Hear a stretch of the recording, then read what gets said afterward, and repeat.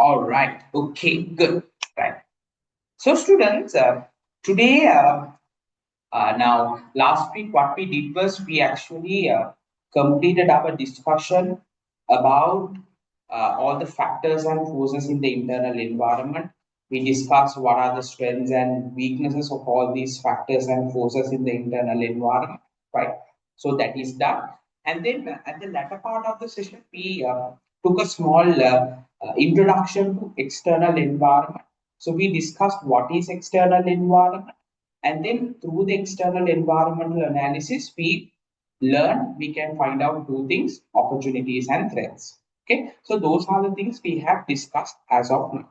So today, we are gonna move on to discussing individually the factors and forces in the external environment. That's what we're gonna discuss today, right? Okay. So you can turn to your view, right?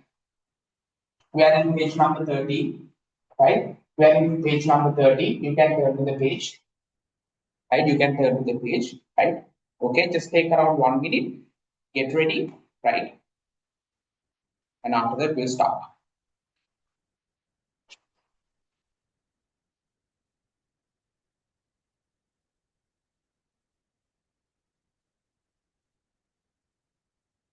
All right, okay, right.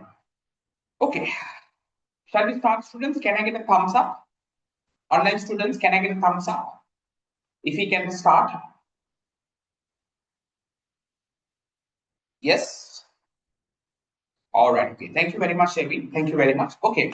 All right, okay. So, students, external environment. Now, you know what is external environment. In summary, external environment captures all the factors and forces that will impact your business organization, which are external to the business. ව්‍යාපාරයෙන් පිටත සිටින factors and forces ටික තමයි අපි දැන් මෙතන සැලකිලිමත් වෙන්න යන්නේ. Okay? Right. Now, students, before we talk about external environment, all factors and forces which is coming under external environment, or all the factors and forces which is external to the business, could be first categorized into two parts, right? Could be first categorized into two parts. Okay, right? So basically, the first set of factors which is external to the business are coming under the immediate, or we can call it as the task environment, right? Immediate or task environment. In the examination, they might test you in both the ways, right? So you got to understand, or you got to keep in your mind, immediate and task environment is the same, right? Okay, and then you have the second external environment, the second area where we will be putting our external environmental factors is to the macro environment, right? Now, later we will be discussing, okay, what is the difference between these two, right? Don't worry, I will be explaining you very simply because we are going to discuss each of these environmental factor one by one. Okay, right. Now, first, what do you mean by the immediate or the task environment? What do you mean by this immediate or task environment? Right? Immediate or task environment. Right? Okay. Right. So you can see immediate or task environment. Immediate or task environment. These are specific external factors. Very important word. Right? Specific. Right? Right? From the external factors, there are some factors which are very specific in nature, right? So these specific external factors and forces that has an immediate effect, very important, right? Immediate effect, that has an immediate effect, right? That has an immediate effect on organizations' day-to-day operations, decision makings, and performances, right? Now, students, as I told you, now if you take internal environmental factors, they will definitely have a direct effect on your business organization, on the operations and the decision making of the business, because they are internal to the business. That's what we discussed last week, right? The strengths of owners, the weaknesses of owners, managers, employees, organization structure, culture, resources, all will have a direct effect because those are internal to the business. Even from the external business, there are some factors which will have an immediate effect, right? Those factors are considered under immediate environment or task environment, right? Right now, sometimes we might have been thinking, sir, factors are external to the business, so these factors might not directly impact your business. Stop. There are some factors there are some external factors which will not directly affect your business. But there are some external factors that will have a direct or an immediate effect on your business organization and the operations. Those factors we have taken into consideration under the immediate environment or the task environment, which is coming under external environment. That's why I told you students, external environmental factors have been divided into two. Okay. Now the business has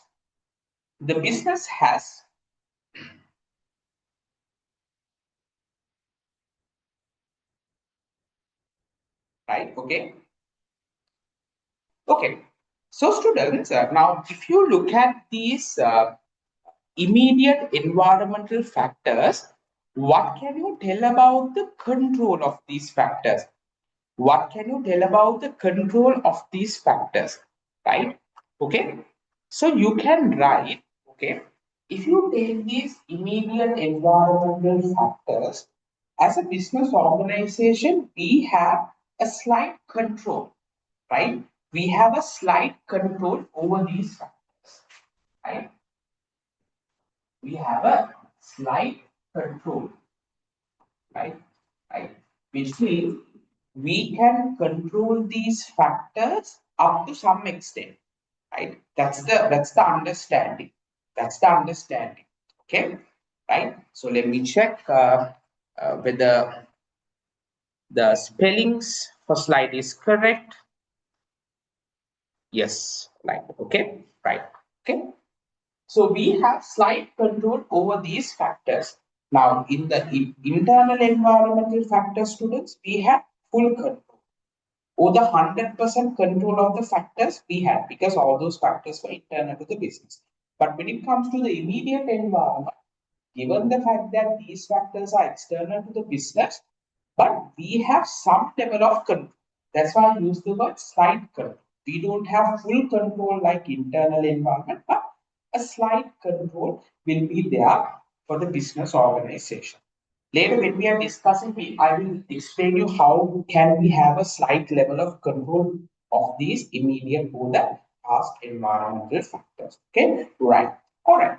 Now, students, what are the examples? Let's write what are the examples for immediate environmental factors. Right? You can write with me. Right? Who are these immediate environmental factors? Right? Right? You can write with me. Right? You have customers. Right? You have customers. Right? Customers. Then you have suppliers. Then you have suppliers. Then you have competitors. Competitors. Right with me. Okay. Right. Then you have producers of substitute products. Producers of substitute products. Additional barnes, right? Producers of substitute products. Right. And then we have potential businessman. Potential businessman. Potential businessman. Potential businessman. Right. Okay. Right. Okay. So students, these are the examples that you can take for the immediate or the task environment. So I hope you wrote it with me. Customers, suppliers, competitors, Production of substitute products and potential business model. Now, students, we're going to talk about each of these factors.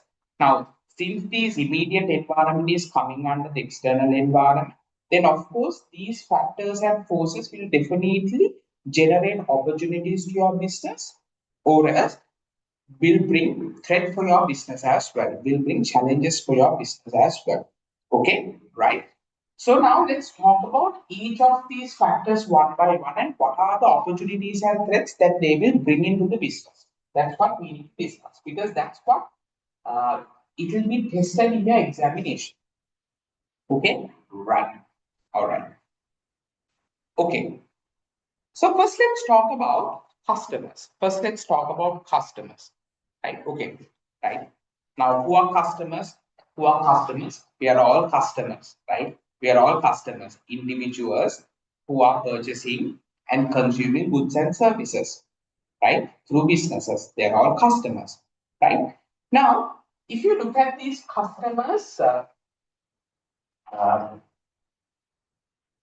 these customers or students might bring you opportunities and might impose certain threats as well, right? So let's look at what are the opportunities that these customers might give you, right? Okay, what are the opportunities that a customer might give you for your business organization? Speak as a customer, right? Right, right, right. Now, if you offer good quality products, what will happen? There's going to be a growth in consumer demand, right? Growth in consumer demand. It's an opportunity for you. Continuously, customers coming and buying your product, right? Growth in consumer demand. You can write growth in consumer demand, right? This happens only if you offer good quality products. Only if you offer good quality products, right? Then that will lead to high customer loyalty. It's an opportunity, right? High customer loyalty.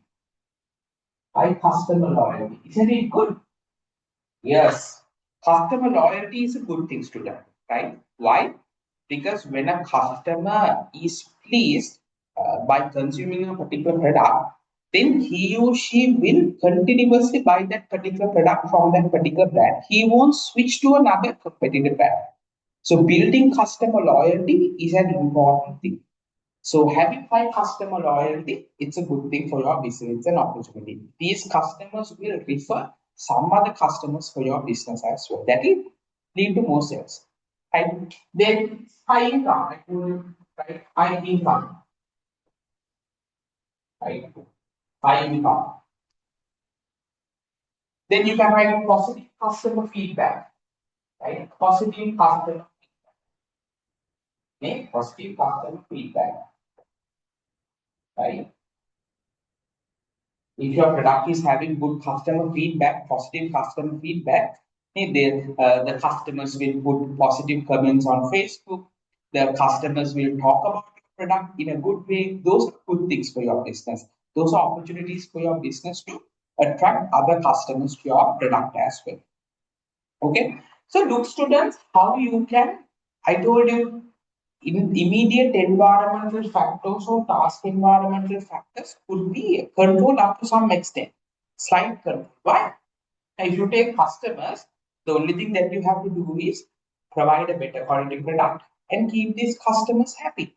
So that you are like slightly controlling them, because of that they are coming and buying the product from you.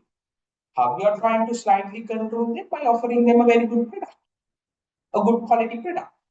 That's how I told you, right? Right. You can have slight control over these factors or the forces in the what you call task environment or the immediate environment. Okay, understood? Right. On the other side, we look at the other aspect as well. Okay, what are the threats? What are the threats? Right. Simply the opposite topic. Right. Right. Reduction in consumer demand is a threat for you. Reduction in consumer demand, right? Because your product is not good, not in good quality, inferior quality products you offer. So that will lead to reduction in consumer demand, and that will lead to customers leaving your product, right? Right? Customers leaving, customers leaving your brand, right? Brand go, right? आप क्या make a churn rate here, customer churn rate here, right? Churn rate, CHURN rate, customer churn rate, the rate at which customers are moving out from your product, right? If customer churn rate is increasing, that's a bad thing, right? Then that will lead to lower income, right? Right. And also at the end of the day, right? Negative customer feedback, right? Negative customer feedback. Customers are very bad about your product because you know you are using inferior quality material and you are offering the product. You know your product is bad, so the customers are giving you negative feedback, and that will go like wildfire. That will go like wildfire, right? Right? In the whole market, every customer will know that your product is a scrap. I mean, it's a crap product. It's not a good product. It's a bad thing. Okay, right? So, students, this is about customers. This is about customers. Their corresponding opportunities and threats that will be generated. Right. Okay. Right. Any questions? Any questions, students? Right. Any questions?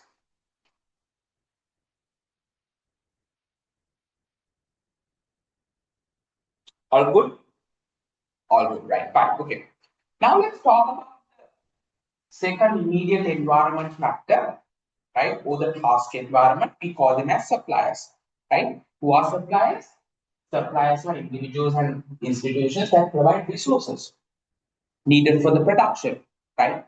Not only for production, but to provide a service, right?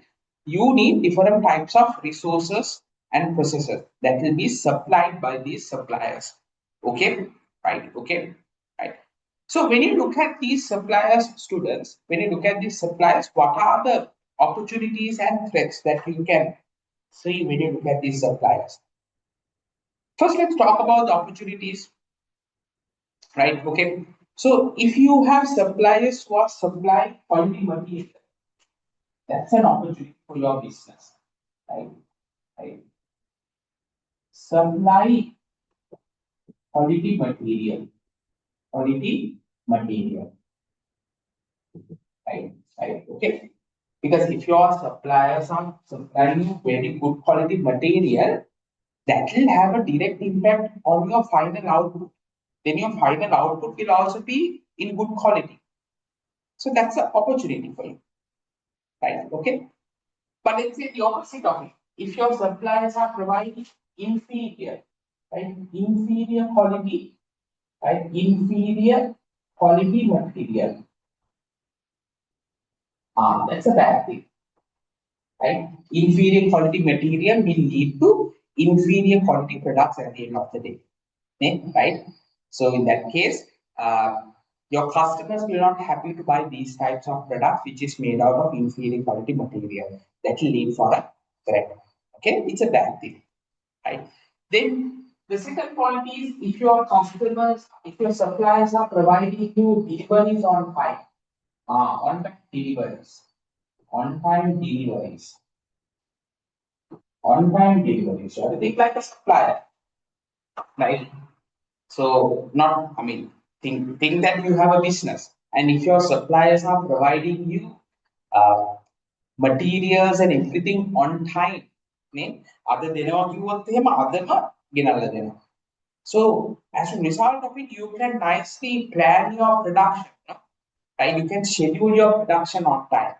There won't be any unnecessary delays on your production, right? So these types of suppliers are very reliable. You can call them as reliable suppliers.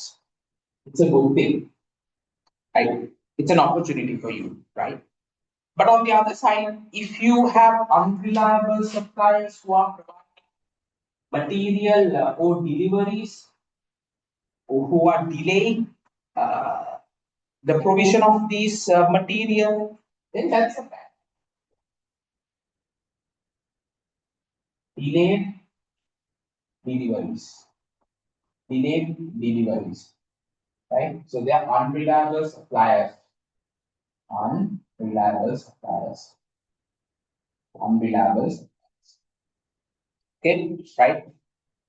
Then, if your suppliers are very flexible, if your suppliers are very flexible, so also it brings more opportunities for you, right? Why do you say that? Right? Flexible in terms of what? Right? Flexible in terms of payments. Now, for these suppliers, we have to pay them, right? So the supplier says, okay, no worries, Diluka, we have been doing business for the last 10 years. That's okay. You can pay off your, what do you call credit amounts, right? I will give you around 1 month or 2 months, right? Right. So you be given flexible options to pay off the credit amounts, right? Right. Or else you'll be given discounts, right? Discounts. You'll be given discounts, right? Discount, right? Then credit facilities. These are all flexible options, right? Right. If your suppliers are very flexible enough, then it will be very useful for your business also, right? Okay, right. You don't have to tie a lot of money to these types of suppliers because they have given you a lot of flexibility in terms of making the payments, right? They will offer you discounts, so as a result of it, you can save a lot of money as well. Okay? But there are some suppliers who are not flexible, not flexible, not flexible. Right? So that's a threat for your business. Why? Not flexible means you have to pay these suppliers on time. If you don't pay them on time, they will go and find another customer.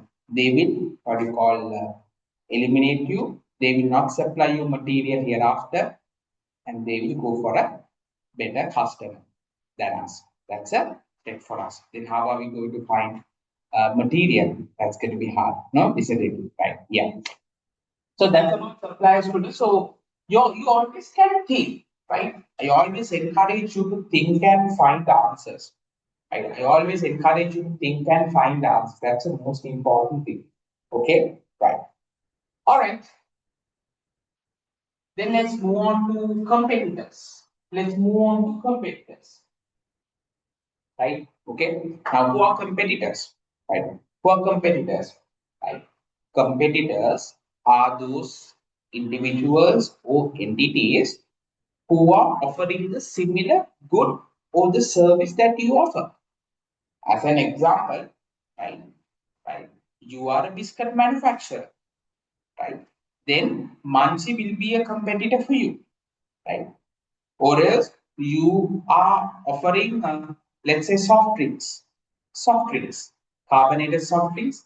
Then Coca-Cola is a competitor for you, offering the similar good or similar services, right? Okay, similar services, right? HNB and Samvad Bank offering the same financial service. So they are competitors, right? They're all competitors who are offering the same good or the same service. They are all competitors. Now, these competitors will also, students, will give you opportunities to your business, right? I will give you around 1 minute. Just think, right? And then you can put the answers on the chat. What type of opportunities these types of competitors might give, right? Right? You can put it on the chat. Just think for like 1 minute. You are having a business, and as a competitor, how come I can generate some opportunities? කියන්න බලන්න මට. Tell me. I will give you around 1 minute, right? So think practically. Think practically. Let's say you have competitors, right? Let's say you have competitors. Let's say you're in what you call biscuit manufacturing industry, right? Biscuit manufacturing industry, right? Right. Let's say you have competitors, right? Right. Just think that you are munching, right? Rasaluwa Rajakilo, Rasaluwa Rajakilo. That's their what do you call the slogan, right? I think so. I can remember if I could remember that. Okay. So if you are Munchie, yes, you have ample amount of competitors. You have Melbourne, you have Kist, right? Different types of biscuit products are there, brands are there. So what if your other competitors are providing low quality products? Your other brands are providing low quality products. Low quality, low quality products. Isn't it a good thing for you? Isn't it a bad thing? It's a good thing for you, right? Come on. Your competitors are providing low quality biscuits. Then obviously the customers will also know this. So what will the customers do? The customers will scold them. Are you those brands are offering very inferior quality biscuits?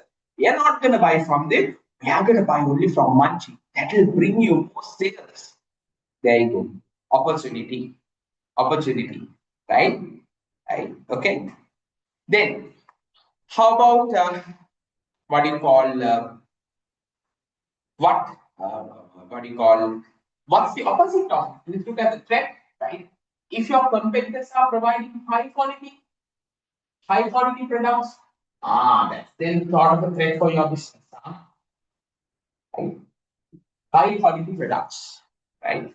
Then the customers will move on. Always students, customers will move on to the manufacturer or a business who is providing high quality products. So the customers will move to your competitor. That's a threat for your business. Alarming situation for your business. Okay. Then, if your competitors are having a low brand awareness, uh, low brand awareness. Right? What do you mean by low brand awareness? Which means customers doesn't know that there's a competitor brand, right? Right? Right? In biscuit manufacturing, your Munchie. Everyone knows about your product. Everyone knows about Munchie. It has high brand awareness. But there's a biscuit manufacturing brand called, let's say, Tita Biscuits. Customers they haven't heard of it before, right? So low brand awareness means customers will not like to buy products from a brand which is not much aware. So automatically those customers will always come and buy from a known brand. So that's the opportunity for you. Okay. Then on the opposite topic, if your competitors are having a high brand awareness,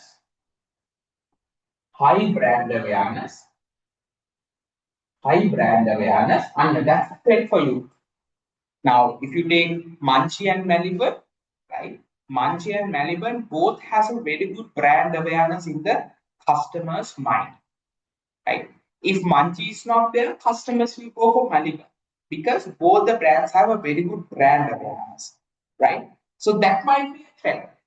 If you are Munchie, if your brand is not doing good, then customers will quickly move on to Melbourne. Okay, so that's a threat for your business. That's a threat for your business, right? Or else on the other side, students, if you have less competitors, and if you have less competitors, then that's an opportunity for you. That's an opportunity for that's a less what do you call that's an opportunity for you in a particular industry. You have only less competitors. Now, if you take as an example, if you take the what do you call the telecommunication industry in Sri Lanka, we have only less amount of competitors. No, we have only Dialog, then we have SLT Mobitel. That's it. No, those are the very well known ones, right? Hutch, but those are not much popular. So more less the competition, it will create more opportunities because the entire market is being what you call shared by one or two what you call businesses, right? Okay, right. Then it will become a trend if you have high amount of competitors, more competitors. Yeah, good are competitors and right now. If you look at restaurant industry or fast food industry, you get to find more competitors, right? If you take fast food, pizza, burger shops, right? I mean, if you go to the city, right, only go into the city, even in your villages also there are ample amount of restaurants. They offer all these what you call sardines and all these junk food, pizza, burgers, and all those things, right? More competitors. That will be a threat. So if something goes wrong in your product, then there are ample amount of competitors. Your customers will move on to the other competitor because it's very easy for the customers to switch because you have more options, right? You have more options, right? Okay, good.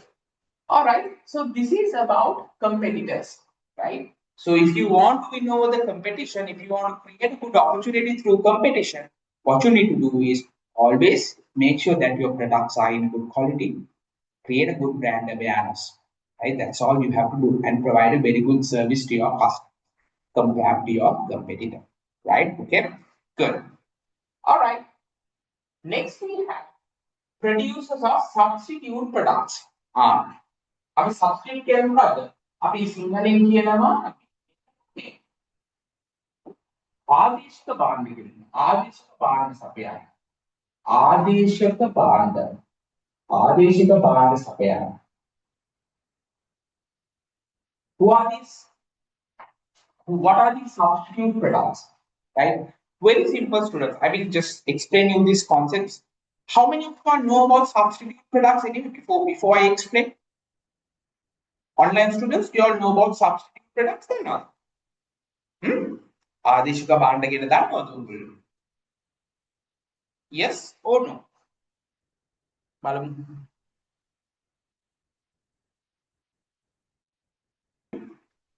So which means students, right? Okay, I'll explain you through a very small example. Okay, right. Now, substitute products. එහෙම නැත්නම් ආදේශක භාණ්ඩ කියලා කියන්නේ now you have human needs, right? You have different human needs to satisfy, right? Now, for you to satisfy these human needs, right, you can use different products as alternatives, right? Different products as alternatives. Those are called substitute products, right? That we got them as an example. Let's say you're thirsty, right? You're in thirst, right? Thirsty, right? Thirsty, right? Right? You're thirsty, right? Now you need to satisfy this need, right? You're thirsty, right? Right? So for that you need to drink something, right? To satisfy your thirst, you need to drink something. So for that, students, you have alternative products available. Right? Right? Sometimes you might go for, let's say, a glass of water, right? Or a bottle of water. Let's say a bottle of water, right? Right? A bottle of water. A bottle of water. And if you are thirsty, you might go for a cup of tea. You might go for a cup of tea. Cup of tea. Right? Or else you might consider the current what you call climate condition. It's very hot, so you might not go for anything hot or normal. You will go for a ice cold drink. So you will go for a, let's say, you will go for a cool drink, Coca-Cola. Coca-Cola.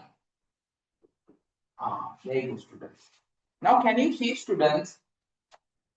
For you to satisfy the same or the exact need, right? You have the option of consuming different types of products, alternatives, right? These are all alternatives, right? Either you drink a bottle of water, yes, you can satisfy your need for thirst, or else don't drink water, you can have a cup of tea, yes, you can still satisfy your thirst. Or else you can go for a nice bottle of Coke, ice cold Coke, and then you can satisfy your thirst. So these are called what? Substitute products. These are called what? Substitutes. These are called substitutes. Right? Substitute. substitutes. Right? Okay. There you go. Now, did you understand the concept of substitutes? Yes. Yes. So let's read. Businesses or entities that manufacture or provide goods or services that can serve as alternatives. That can serve as alternatives or substitutes to one another. Okay? Alternatives or substitutes to one another in meeting the same or the similar consumer need, like for you to satisfy your the similar need but different alternatives available. These are called substitute products. Understood? Right. Now, students, when it comes to uh, producers of substitute products, they will also create opportunities and also impose threats on your business. Okay, so let's look at what are those opportunities and threats, right? Okay, as an example, uh, let's say you have less amount of substitute products available. That's an opportunity for you. Less availability, right? Less availability of substitute products, right? Okay, right? Right. Less availability. Let's say in this example, for a particular person to satisfy his thirst, you only can obtain a bottle of water or a can of Coke, limited. Okay? If you have less availability, then the customers will come and buy from you because less available options. No. But if you have more substitutes, that's a big problem. More substitutes, that's a big problem. Okay, right. Then, so you can write as a threat, uh, highly available, right? Highly available. Then that will be a threat. That will be a threat. Okay. Then let's say there are substitute products, but right, they are less affordable. Less affordable. Less affordable. Right? Less affordable, which means there are ample amount of substitute products, but when you are going to buy them, the affordability is very less, which means සමහර වෙලාවට the substitute products are very expensive. එහෙම නැත්නම් these substitute products are not available everywhere, right? So if it is less affordable, then it's an opportunity. Then the customer go running behind the substitute because it's very hard to get them. So they will always settle with the products that they have. Okay, but if your substitute products are more affordable,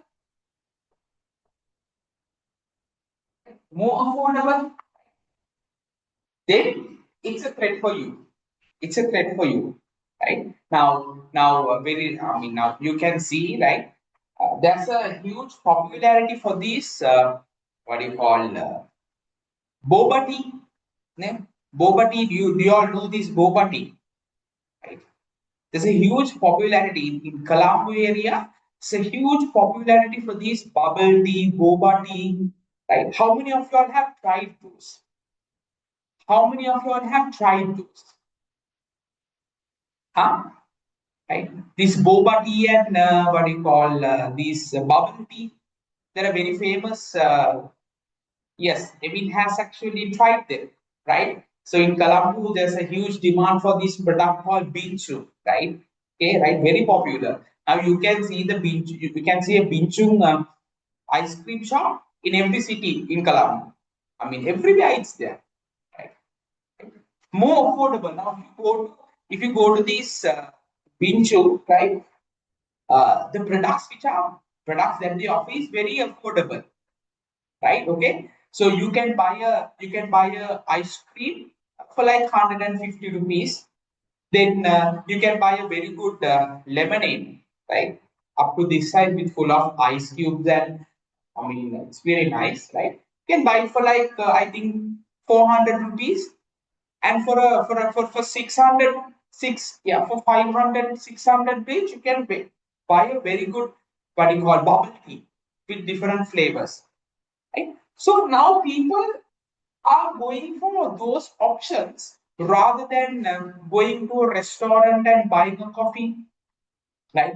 Or rather than going to a boutique and buying a mega bottle Coke, they might go for this because this has more variety, right? Right. So people enjoy for the money that they pay, they get more, so more affordable. Now, beaching has become a threat for these, what do you call, beaching has become a threat for these normal, what do you call, coffee chains that you have, coffee restaurants that you have. They used to sell these bubble tea coffee for like 1,500, 2,000 rupees. Now they are not popular. They are unpopular now. It's a competition for them. Right, okay, right, understood. So if your substitute products are more affordable, then of course customers will move to these substitute products rather than buying the other options available. Okay, understood? Right, good. Then, if these substitute products has, let's say, less quality, less quality, right, less quality, right, okay, these substitute products are made out of less quality material, then customers will not go and buy them. They will always go with the normal option available. But if these substitute products are offering high quality, right, high quality product, right, high quality, then of course people will go there. High quality, people will move there. Okay, right? Right. So that's why you have long queues in Binchu, right? Long queues, right? Okay, right. Right, good. All right. So these are about some products, how they bring opportunities and how they create threats. Okay, right. Okay, students. Then we will discuss the final immediate environmental factor or the past environmental factor, which is called potential businessman. Potential businessman, which means, students, right? Potential businessman means, right? As per the word says, potential, right? Potential, right? So these businesses have not come into the market yet. They have not yet come to the market yet. But in the future, they will become they will come to the market and offer their products. So that's why we call them as potential businessmen. ඉස්සරහට එන්න පුළුවන් businessmen to your industry, right?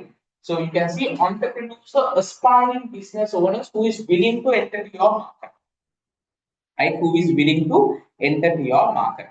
So they are being called as potential businessmen, right? Okay, right. Now, if you take these potential businessmen, what are the opportunities that you could create through these potential investors or potential businessmen, right? Now, so let's think as an example, right? If you have potential businessmen who are having low technical expertise, ඒගොල්ලන්ගේ තාක්ෂණික දැනුම අඩුයි. Low technical expertise, right?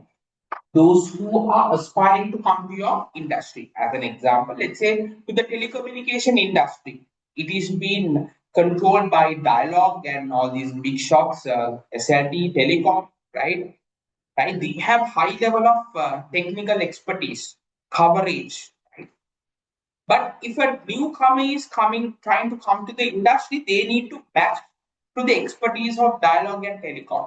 If not, they will lose out of the market. So in that case, students, for your business, if these potential businessmen are having low technical expertise, then not to worry. You can still tackle the market, right? You can still remain in the market. But what the problem is, if these potential business people comes with high technical expertise,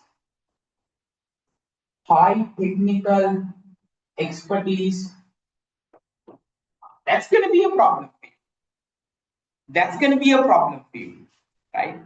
Right? They are coming up with new technologies, right? New expertise, right? Now, I think that's what happened for what you call the electric vehicle, electric automobile manufacturing industry. All this time, it was actually what do you call the whole electric automobile manufacturing industry was headed by Tesla, no? Right? They had the largest share. Now BYD came into the market, right? Like few years ago, BYD was a potential businessman.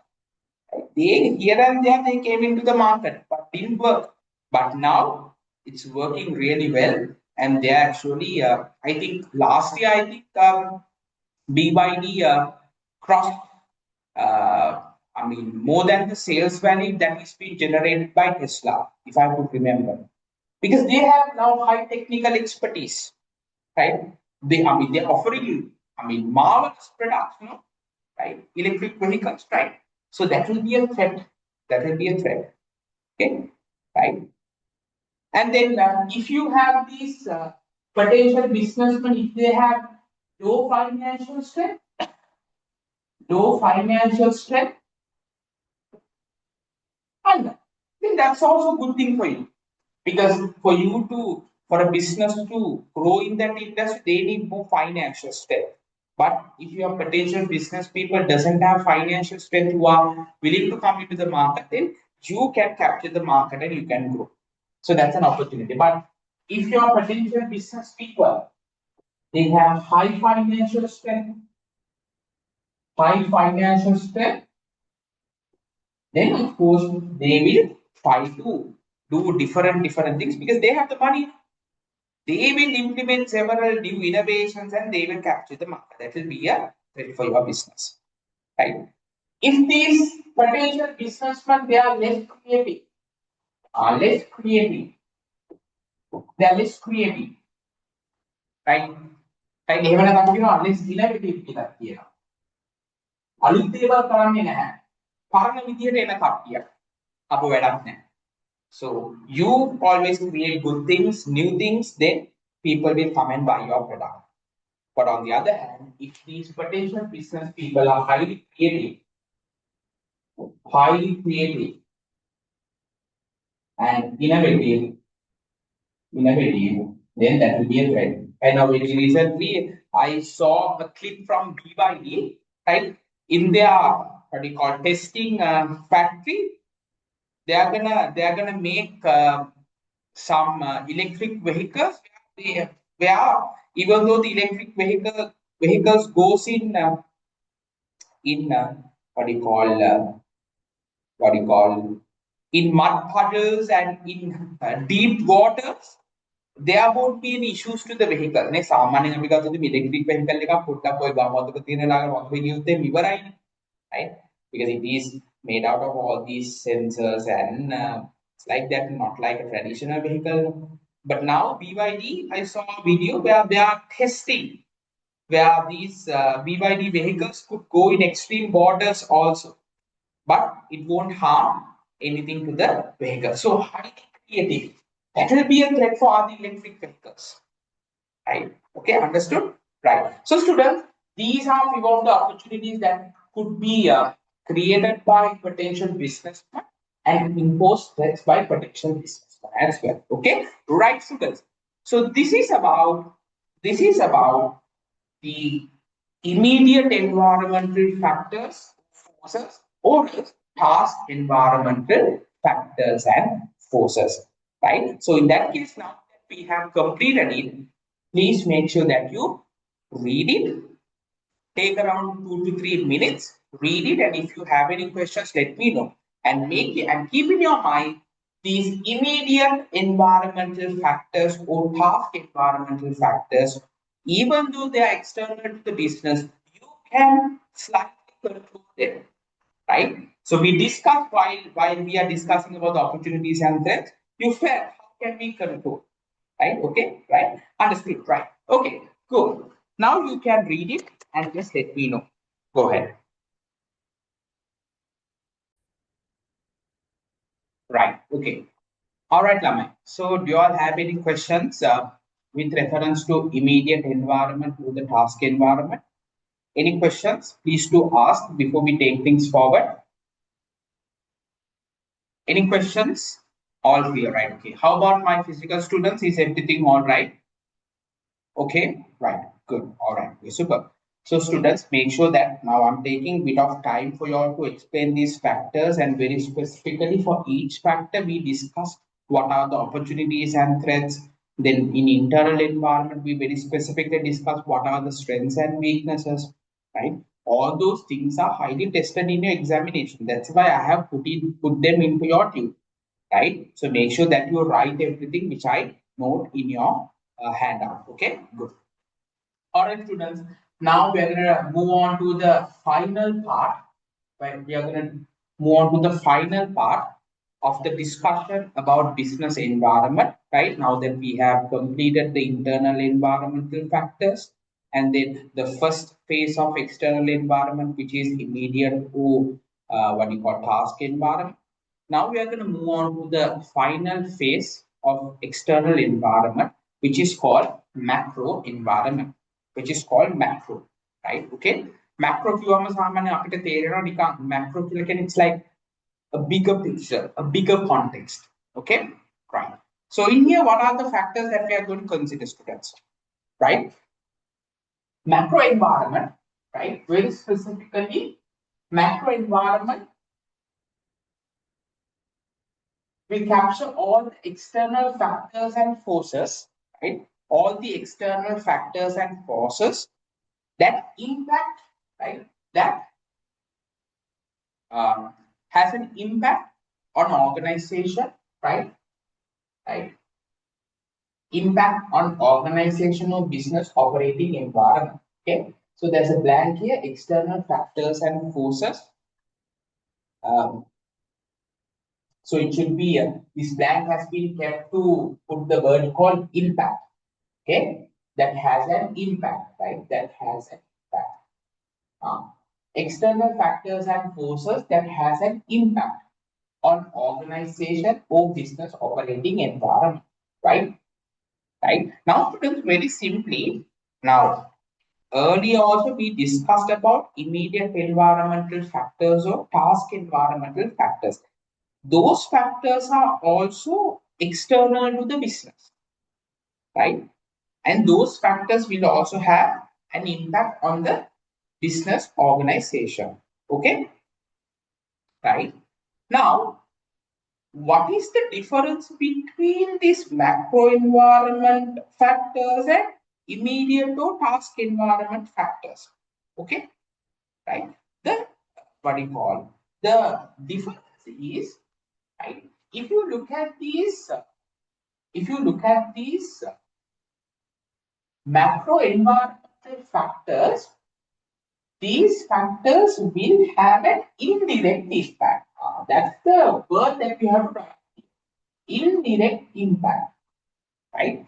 Not a very direct impact. Okay? Right now, if you take internal environmental factors, had a direct impact on the business decisions that is being made or the business operations.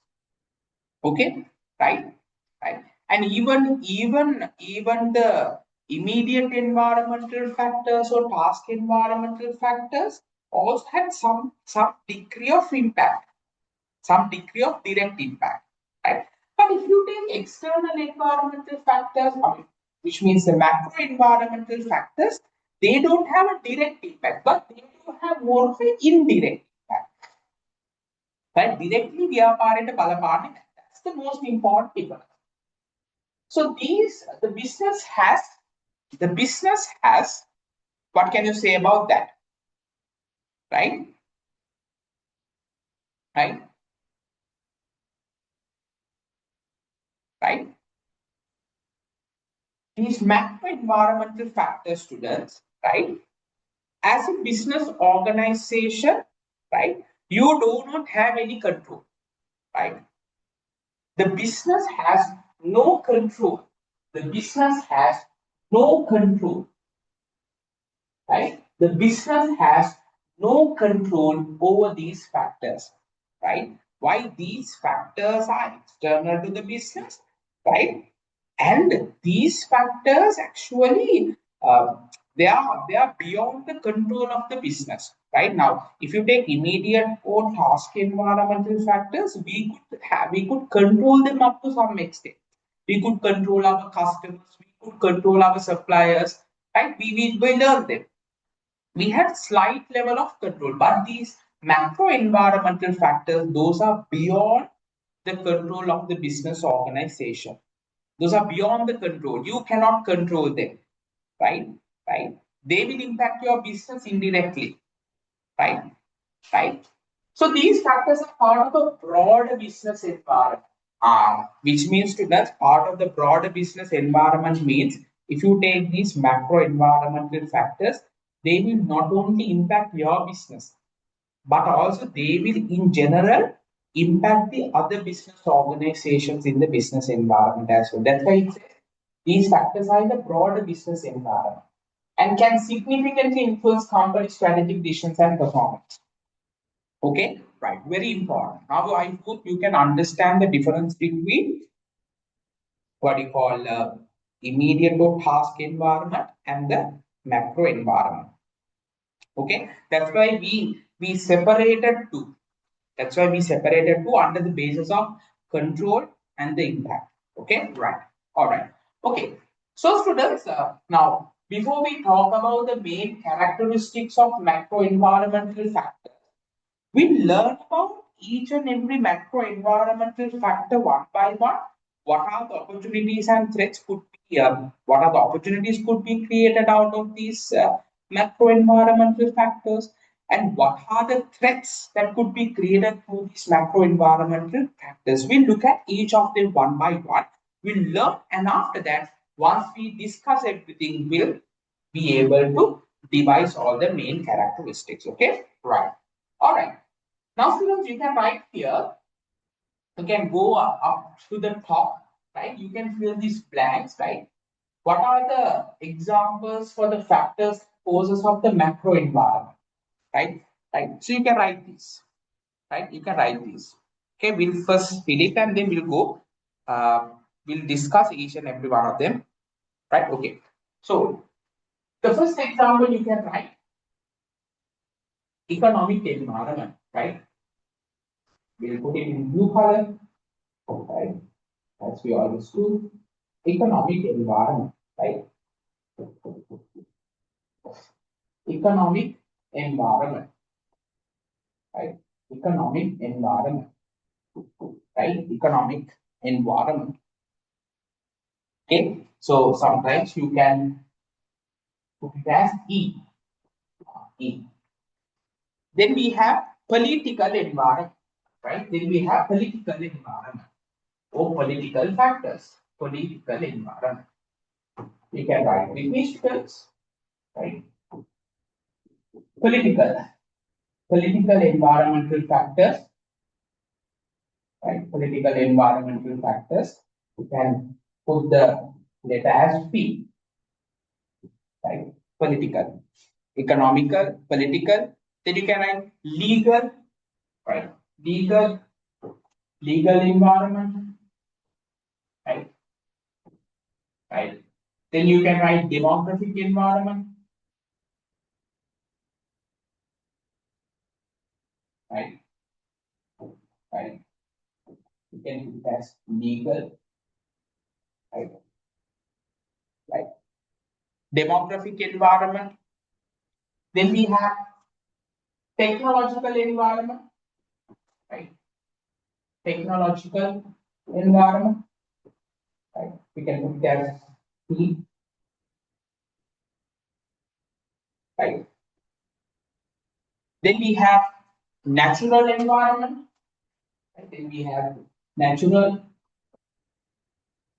right? Natural environmental factors, right? Then we have social and cultural, right?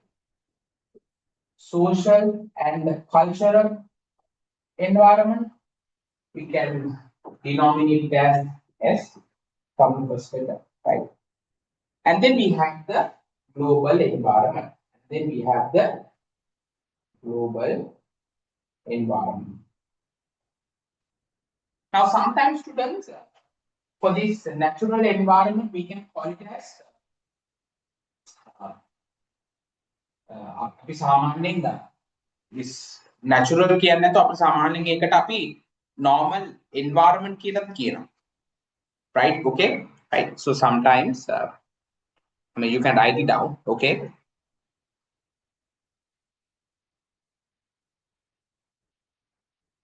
Right, okay, right. So this is the environmental elements, okay? So that's why we denominate it under E, right? Okay, right.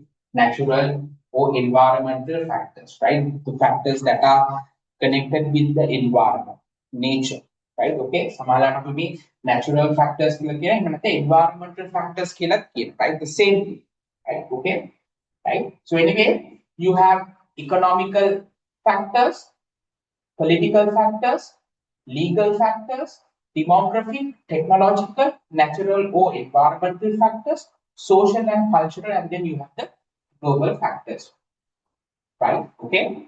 Right. Now, sometimes students, sometimes now, can you see with the abbreviation that I have given, right?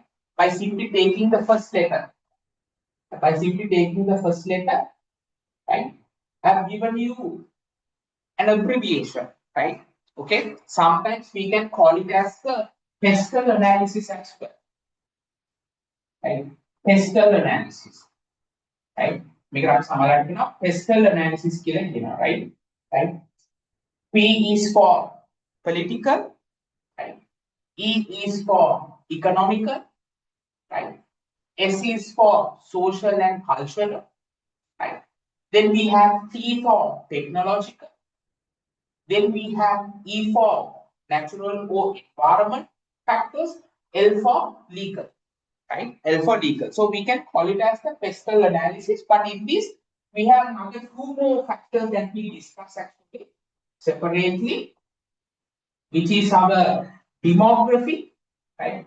Which is our demographic factor and demographic, and then we are discussing about global factors as well, right? Global factors as well, right? Okay, right. So now you know how pestle is being constructed, right? By taking the following factors which I have abbreviated, and then for that analysis we can have the demographic factors as well as global factors. Then the whole pestle analysis will become a holistic analysis where we have captured all the macro environmental factors into consideration. Okay, understood? Right. Okay, good. Right.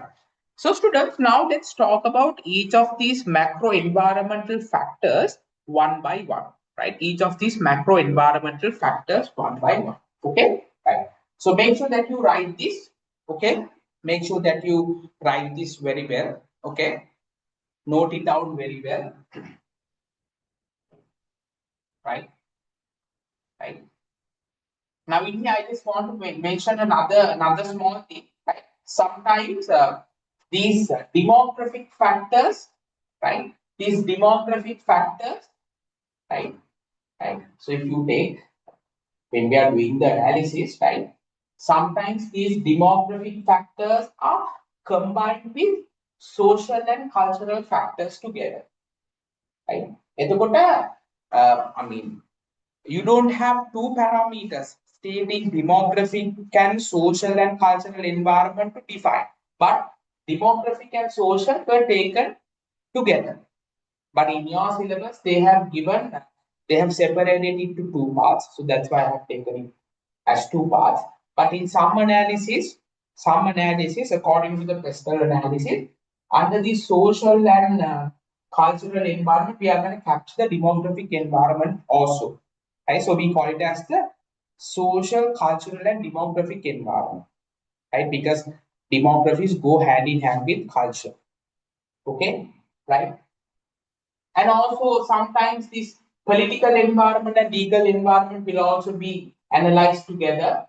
So could be derived through one parameter, political and legal factors. But in here, since we are learning, we are going to learn the in-depth version of it. Okay, right? All good? Okay, right. All right. So since you have a understanding about this analysis, right? So we can call it as the pestle analysis. Now you know how pestle is being derived and what are the factors, right? How it is being done. Okay, right. First, let's move on to the first macro environmental factor we need to discuss, which is the economic environment, right? Which is the economic environment, right? Right. Let's move on to economic environment, right? Now, students, in your examination, sometimes they might ask, right, to define each macro environmental factor, and then under each macro environmental factor, what are the factors that you need to consider when you're making your decisions, right? Sorry, or what are the factors that will impact your business? So my plan on macro environmental factors is I'll be defining what is the particular environmental factor, what are the factors that is coming under that environment. Then you'll be able to understand how those factors would influence your business. Okay, right? So first, let's talk about economic environment. As per the word says, students, economic environment means, right? This will capture, right? This will capture all the conditions of the country's economy. Ah, all the conditions of a country's economy, right? That will affect how businesses operate and how much customers can spend. Now, if you take Sri Lanka, students, we have the economy of Sri Lanka, right? Now, all the businesses are doing their businesses inside this economy. We as consumers, we do all the transactions, we do all the consumptions inside this economy. So that's what we will be discussing under the economic environment. Okay, right.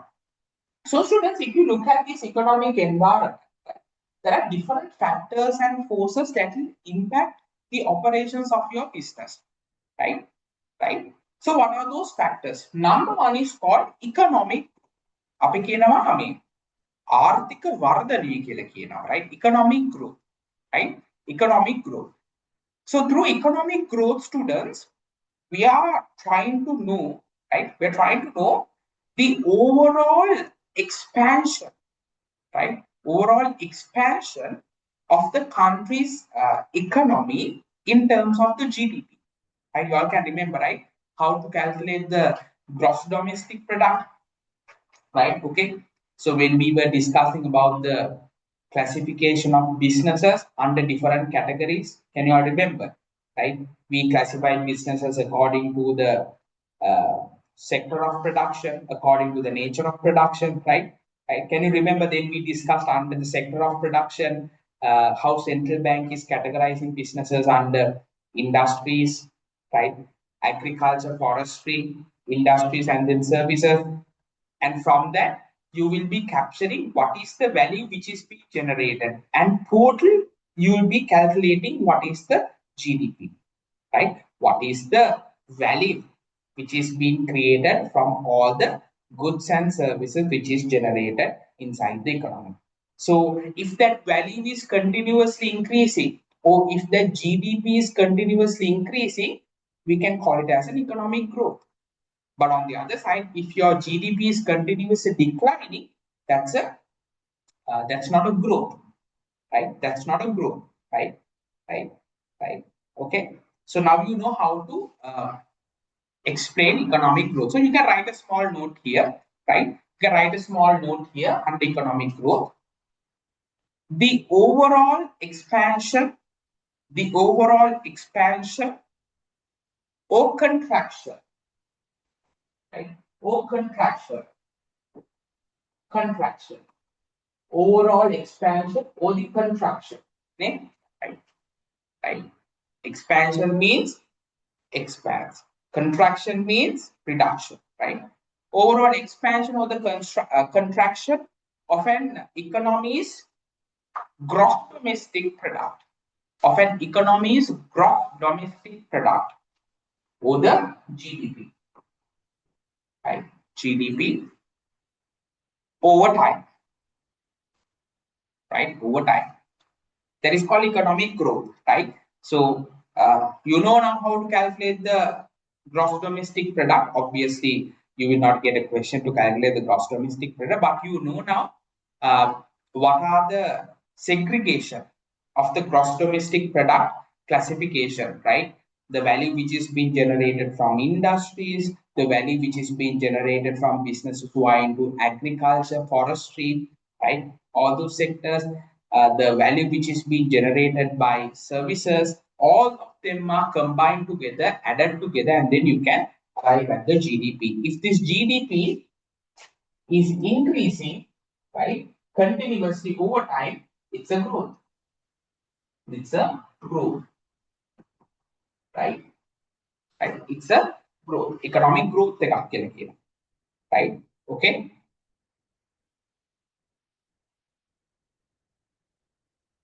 right? Okay. If this is going down, that's a decline. That's a decline. That is a decline in your economic growth. Okay. Arthika vardhane aadu venum. If your GDP is continuously coming down, which means the value which is being generated continuously coming down, right? Okay, fine. So that is one of the factors that you can consider. Then the second factor you can consider, students, the inflation. Right now we are discussing what are the factors that are coming under the economic environment that will definitely impact your business. Okay, right? Right now, in your earliest point, if economy is growing, if the economic growth rate is continuously growing, that's a good thing for your business. That will give more opportunities for your business to start and expand. But if the economy growth rate is very slow, then there might be less opportunities for your business or no opportunities. That's a very bad thing. Okay, inflation. Right? What do you mean by inflation? Make අපි මේ දවස් ටික හරියට කතා කරනවා. අපි උද්දමනය කියලා කියනවා, right? So this is actually the rate at which the general price levels of the goods and services will fluctuate. No, right? අපි කියනවා මේ එළවලු ගණන් ගිහිල්ලා හාල් ගණන් ගිහිල්ලා, that is mainly because of inflation, right? Mainly because of inflation, right? So you can write the rate at which, right? The rate at which you can write under inflation, a small definition. The rate at which general level of prices for goods and services, right? Okay. General level of prices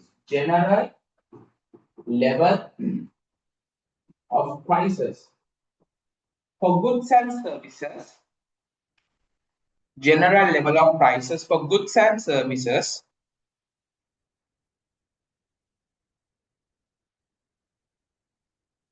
rising, right?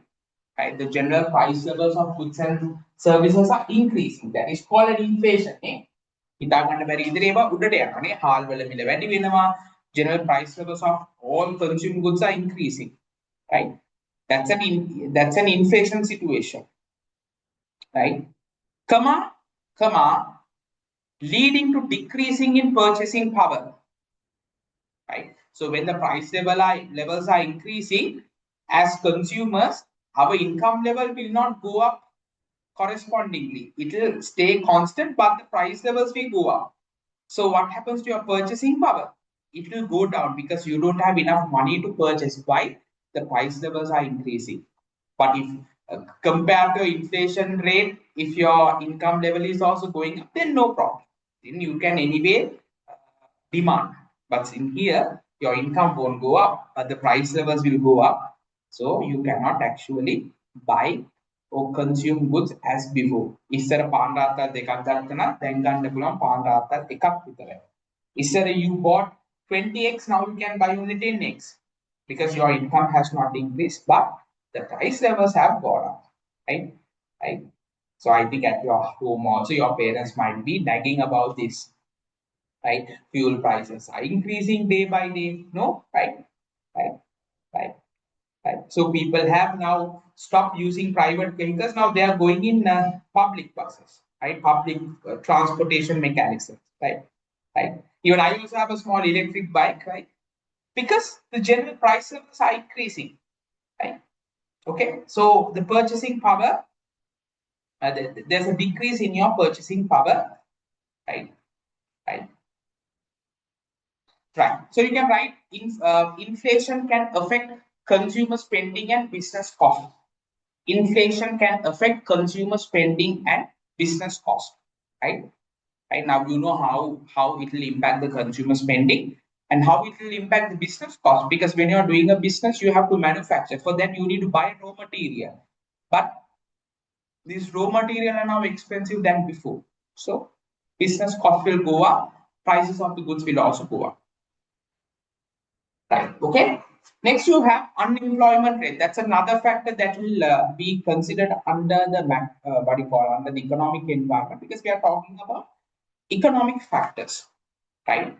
Right. So unemployment rate is what? Yeah, we're gonna save our youth, right?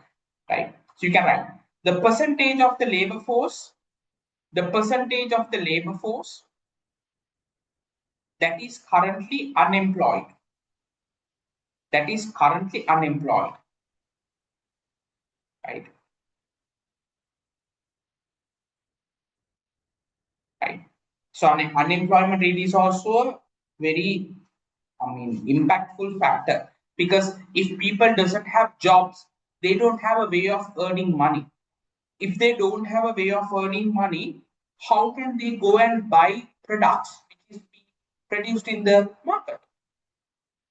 Then, if people cannot buy, is there a I mean I mean I mean is it worthwhile for business organizations to produce? No, right? People cannot buy because they don't have jobs, they don't have money to buy. So then why the hell these businesses are offering products? There you go. They will offer, but there won't be any consumer to demand. So that's a bad thing for an economy. Okay, right. Next thing, right?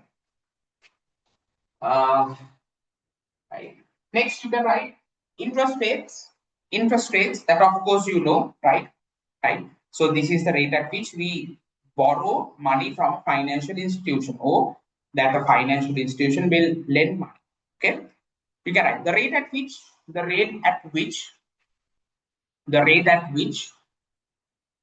individuals and businesses can borrow money from financial institutions.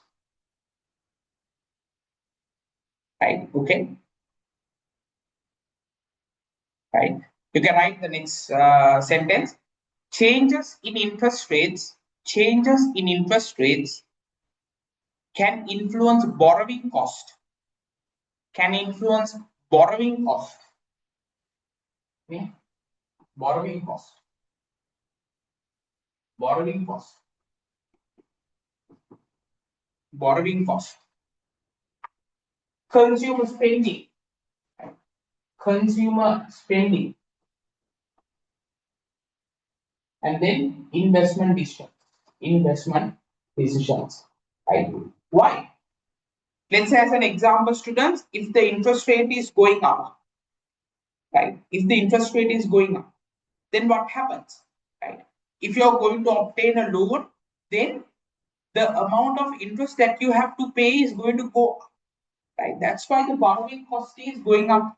Borrowing cost right? Okay. If the interest rate is going up, the amount of interest that you have to pay for the financial institution for the loan is going up. So your borrowing cost is going up. Right? Right. Okay. Right. Right. And also that will have an impact on consumer spending, right?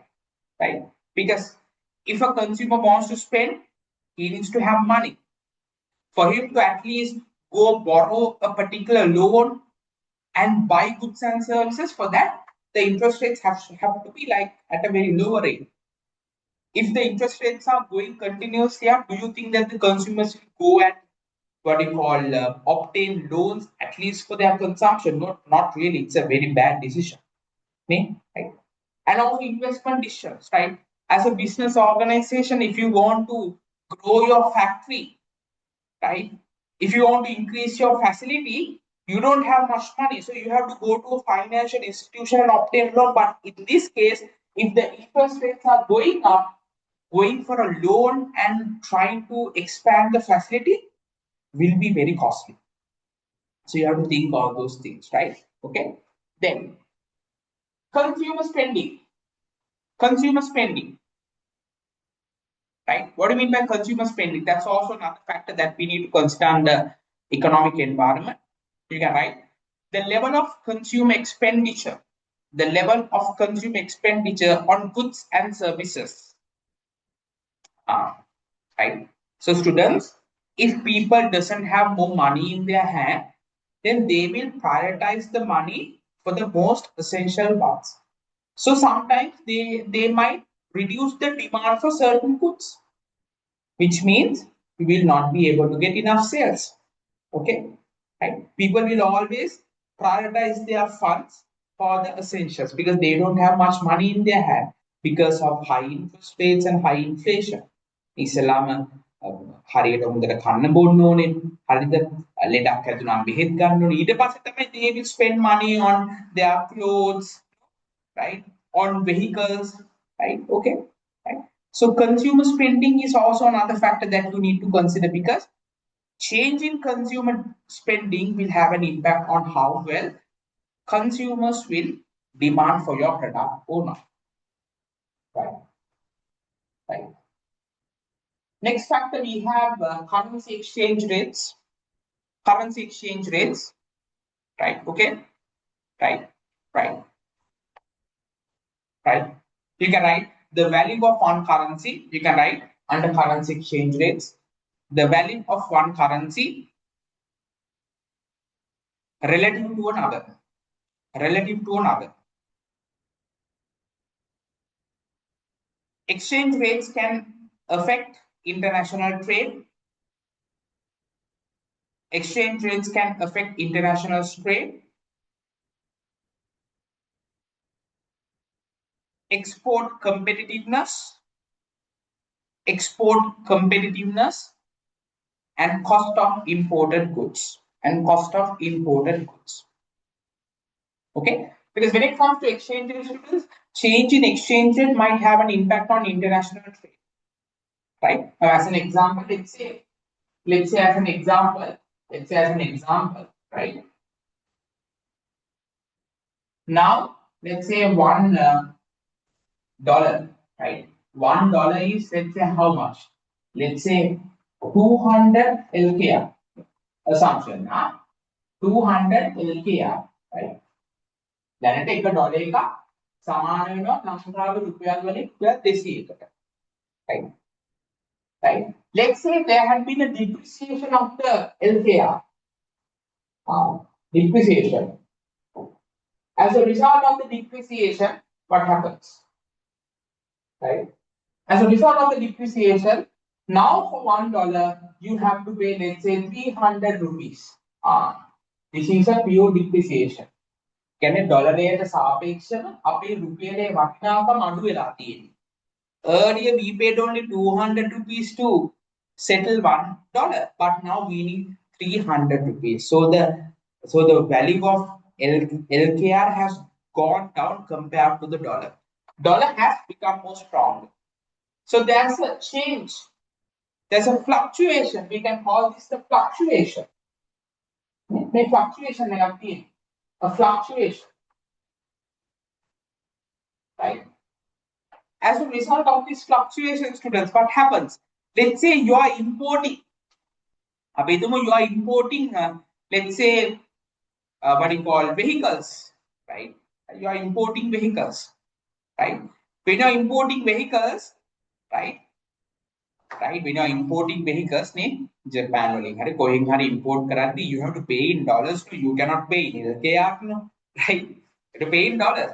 So for that, you have to go to the bank and obtain dollars.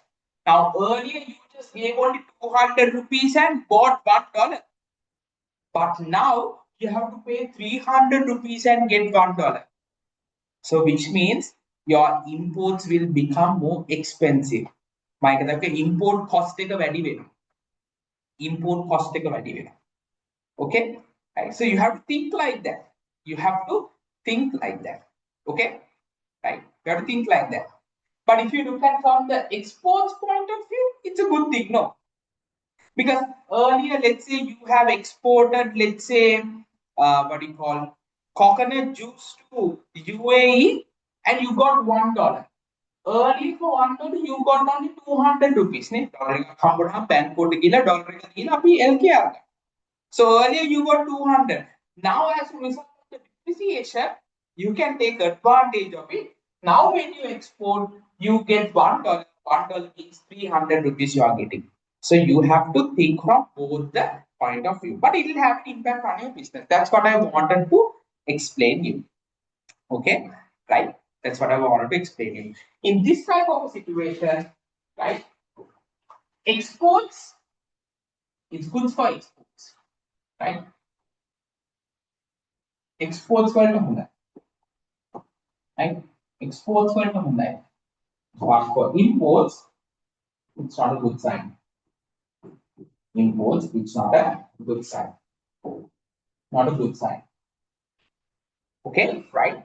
Right. So this is a currency depreciation.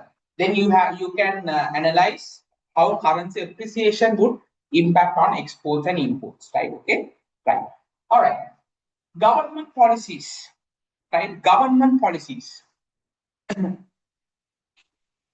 right? Government policies, right? So basically, students, now when the economy is, for the economy to perform well, there are certain government policies that will come into the picture, right? Okay, when the economy is not doing good, then certain government policies will be implemented, right? When the economy is actually at a very stable condition, then these government policies will be what you call will be freed, right? Will be freed, right? Okay. So in that case, there are very specifically uh, in lesson number 3 also you'll be learning these economic policies, right? Very specifically, these economic policies are divided into two parts, right? You have fiscal policies and then you have monetary policies, right? Fiscal policies and then monetary policies, right? Monetary policies. These are all government policies that is being used to stabilize the economy. Okay, right? Fiscal and monetary policies, right? Under each of these policies, there are certain instruments that we will be using. Okay, right? Right. So you can write economic policies implemented by the government. Economic policies implemented by the government, including fiscal policies and monetary policies. Including fiscal policies and monetary policies. Okay, so government might time to time change the implementation of these fiscal policies and monetary policies just to stabilize the economy. So last few years, the Central Bank of Sri Lanka has been implementing these policies one by one just to stabilize the economy, because there was a time where our exchange rate was going for I think 300 or 400 around, right? So we stabilized everything. Inflation rate was continuously increasing. So these fiscal policies were implemented one by one, right? Okay. So we'll talk about these policies one by one when we are discussing lesson number 3. And when you are doing economics, you will be learning all these things, right? Okay. All right. Right. Right. Okay. Next we have global economic conditions, right? Global economic conditions, right? Okay, right? So even students, the events and the things that are happening in the global economy, the global arena might have an impact, right? As a Malad, when you're as an economy, Sri Lanka will have certain international trade agreements with other countries, like we have trade agreements with India, right? Through these trade agreements, both the countries are settling to reduce taxes, right? To reduce any duties between the countries so that we can improve trade between the two countries. And on top of that, through these global economic conditions, there might be geopolitical developments, right?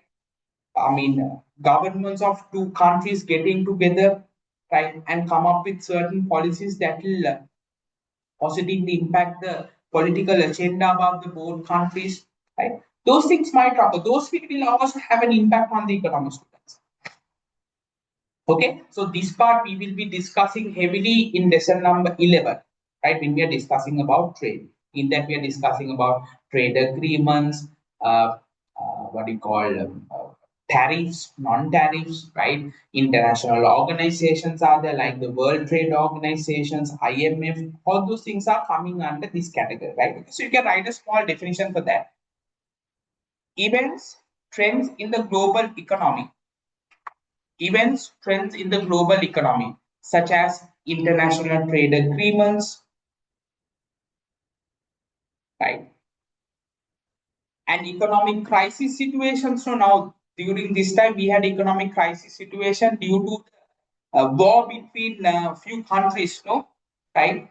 For the Strait of Hormuz, and no, there had been a huge war, right? America was part of it. Then Israel, Iran, Russia, right? They were involved, so that led to economic crisis. No? We also didn't have fuel for some time, no? So that will have an impact. Those are all global economic conditions.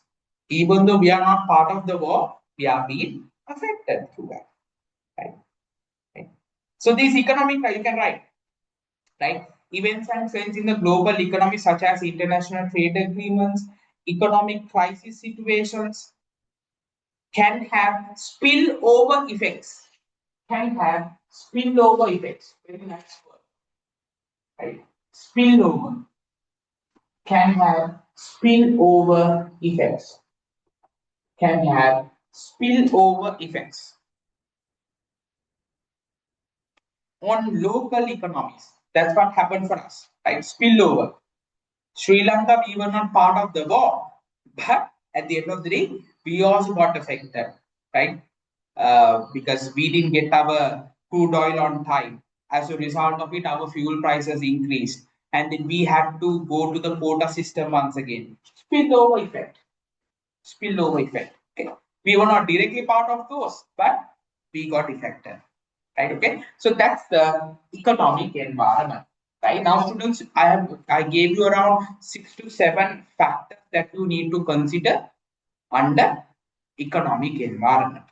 Under economic environment. Right now, take up 1 minute, read it. You know how to explain it very nicely. Go ahead. All good, right? Okay, fine. Okay. So, students, I think that's enough for today, right? Now we are right on time also, right? So now we have completed up until political environment. Okay, we have completed up until political environment. So most probably uh, now next week I'm trying to finish off the rest of the areas under macro environment. Then we can actually finish off the lesson as quick as possible. So next week we can finish off this lesson, right? So in that place, we'll get a stop for now for this part, and then next week we'll discuss from political environment, and we have another 4 to 5 environments to discuss, and then we can complete the entire session. So students, now I want to ask you, make sure that you go home and do the questions in the back of the tute, right? Whenever I have time, I will be discussing the questions, but more than that, I need to finish off this theory parts right now, right? So I need to finish off this lesson next week, and then most probably the week after I can start lesson number 2. Okay. So in that case, students, I think that's enough for today. So thank you very much for being part of the session. Now, before we wind up the session, did you all understand everything that we discussed? Yes. Can I get a small feedback? A thumbs up at least. If you understood everything clean and clear. All right. Okay. Thank you very much. Physical students, how about you all? Okay. Good. So please make sure that you read the note very clearly. Okay. That's what matters. Read it and get ready for the next week's session, and please be ready with the answers as well. Okay. All right, students. So in that case, thank you very much, and we'll continue from political environment from next week onwards.